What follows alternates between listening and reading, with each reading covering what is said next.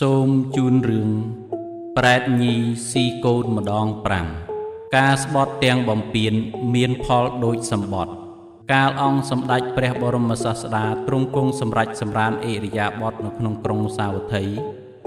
មានប្រែតញីមួយរូបស៊ីកូនឯងម្ដង5កាលពីអតីតជាតិ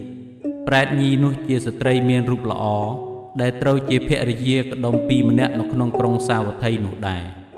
តែនាងជាស្ត្រីអាឥតកូនម្នាក់សោះថ្ងៃមួយពួកញាតិទាំងឡាយនិយាយទៅកាន់ក្ដុំពីរនោះថាភរិយារបស់អ្នកឯងជាស្ត្រីអាឥតមានកូនមួយសោះជូឯងរកភរិយាដតីមកក្រែងមានកូននឹងបានតពូជពងវងត្រកូលតទៅទៀតឯភរិយាក៏និយាយទៅកាន់ក្ដុំពីរនោះដែរថាខ្ញុំជាស្ត្រីអាគ្មានកូនទេពូជពងវងត្រកូលមុខជានឹងត្រូវរលត់ផុតត្រឹមនេះហើយដើម្បីបន្តពូជរបស់អ្នកឯងឲ្យបានវែងឆ្ងាយចូលអ្នករកភរិយាមួយទៀតមកចុះក្ដុំពីរដែលឃើញថាភរិយារបស់ខ្លួនយល់ព្រមឲ្យយកប្រពន្ធមួយទៀតក៏ទៅស្ដីដណ្ដឹងនាងកុមារិកាម្នាក់មកជាភរិយាក្រោយនេះនៅរួមជាមួយក្ដុំពីរមិនយូរប៉ុន្មានក៏មានគភ៌កើតប្រកបឡើងឯស្ត្រីអាឥតកូនបានឃើញនាងកុមារិកានោះមានគភ៌ដូច្នោះបែរជាទៅគិតថានាងនេះមានកូនអំណះតទៅនឹងត្រូវបានជាមេផ្ទះធំត្រួតត្រាលើអញពុំខានធម្មតាមនុស្សដែលនៅក្រោមអំណាចអ្នកដទៃពុំដែលសប្បាយចិត្តនៅក្នុងកាលណាម្ដងឡើយបើដូច្នោះគួរអញធ្វើអបាយណាមួយដើម្បីពន្លូតគភ៌នោះចេញឲ្យបានគិតហើយនាងក៏ជួលបរិពាជក់ម្នាក់ដែលប៉ិនប្រសពខាងផ្សំថ្នាំសម្រាប់ពន្លូតកូនលុះបរិពាជក់ផ្សំថ្នាំរួចយកមកឲ្យហើយបានដាំនាងថាចូលនាងយកថ្នាំនេះទៅលាយនឹងបាយឲ្យស៊ីគភ៌នោះនឹងរលូតធ្លាក់ហើយស្ត្រីនោះធ្វើតាមម្ដាំបរិពាជក់ក៏បានសម្រេចដូចបំណងមែនការដែលគភ៌ធ្លាក់ផុតទៅនាងកុមារិកានោះក៏និយាយរឿងរ៉ាវប្រាប់ដល់ស្វាមីម្ដាយនិងញាតិទាំងអស់របស់ខ្លួនអំពីគំនិតអាឃាតព្យាបាទរបស់ស្ត្រីអានោះឯពួកញាតិបានស្ដីបន្ទោសស្ត្រីអានោះជាច្រើនតែស្រីអានោះជជែកពុំព្រមទទួលសារភាពថាខ្លួនបានធ្វើអំពើអាក្រក់ដូច្នោះឡើយហ៊ានស្បត់ទាំងបំពេញថាបើនាងហើយបានធ្វើអំពើអាក្រក់ដូច្នោះមែនសូមឲ្យធ្លាក់ទៅរងទុក្ខវេទនានៅក្នុងនរករួចពីនោះមកកើតជាប្រែតស៊ីតែកូនឯងសូមឲ្យអត់បាយក្រហាយទឹកឲ្យមានខ្លួនធំក្លិនស្អុយរុយរោមជាប់ជានិច្ចដោយអំណាចបាបកម្មដ៏គួរឲ្យពើមរអើមនេះលុះរំរាយកាយទៅស្ត្រីអានោះក៏ធ្លាក់ទៅសោយទុក្ខវេទនានៅក្នុងនរករួចបានត្រឡប់ពីនរកមកកើតជាប្រែតញីអាស្រ័យនៅក្បែរភូមិនោះកាលនោះមានព្រះថេរៈ8អង្គគង់ចាំវសានៅក្នុងជនបទមួយលុះចេញព្រះវសាក៏និមន្តចូលទៅកាន់ក្រុងសាវត្ថីដើម្បីនមស្ការព្រះបរមគ្រូបានចេញពីផ្លូវចូលទៅសំណាក់អាស្រ័យនៅក្នុងព្រៃរបស់មួយកន្លែងដ៏ប្រកបដោយម្លប់ដ៏សែនត្រជាក់មានទឹកថ្លាឆ្វង់មើលយល់ដី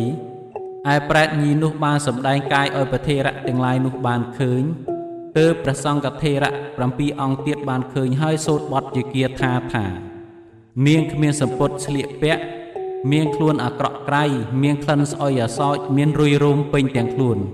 មកអាស្រ័យនៅក្នុងព្រៃនេះព្រោះបាបកម្មដូចម្ដេចនាងប្រែតនោះតបនឹងថេរៈដីការបស់ព្រះសង្ឃថេរអំពីអំពើអាក្រក់លាមកដែលខ្លួនបានធ្វើដោយបញ្ជាក់ថាខ្ញុំធ្លាក់ទៅសោយទុក្ខនៅក្នុងនរករួចបានមកកើតជាប្រែតនៅក្នុងទីនេះនៅក្នុងវេលាព្រឹកខ្ញុំរលូតកូន5មកហើយខ្ញុំស៊ីអស់ទៅវេលារសៀលរលូតកូន5មកទៀតស៊ីអស់ទៅទៀតទុកជាខ្ញុំស៊ីដូច្នោះក៏នៅតែពុំអាចចំអែតផ្ទៃរបស់ខ្លួនបានក្នុងចិត្តខ្ញុំម្ចាស់វិញមានសេចក្តីស្រេកឃ្លានក្តៅក្រហល់ក្រហាយ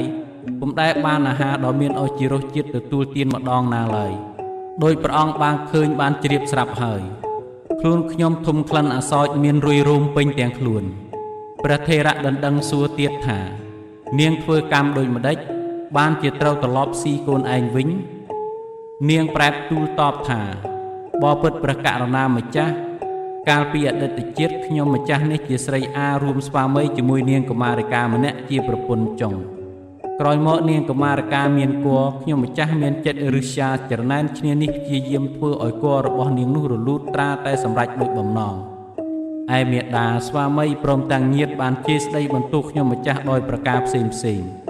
ខ្ញុំម្ចាស់ក៏ប្រើមុសាវាទបំពេញស្បត់ថាបើខ្ញុំម្ចាស់បានធ្វើឲ្យគភ៌នាងរលូតមែនសូមឲ្យខ្ញុំស៊ីតែកូនឯងក្នុងមួយថ្ងៃ10ដងកុំឲ្យសល់ខាន ឲ្យរុយរោមពេញទាំងខ្លួនមានក្លិនស្អុយអាសោចអស់កាលជានិច្ចរីឯអំណាចផលនៃអំពើមុសាវាទនិងសម្បត្តិទាំងបំពេញនោះបានធ្វើឲ្យខ្ញុំម្ចាស់ទៅសោយទុកនៅក្នុងនរករួចពីនរកមកទៅបានមកជាប្រែតដូចនេះដោយព្រះអង្គបានឃើញនេះឯង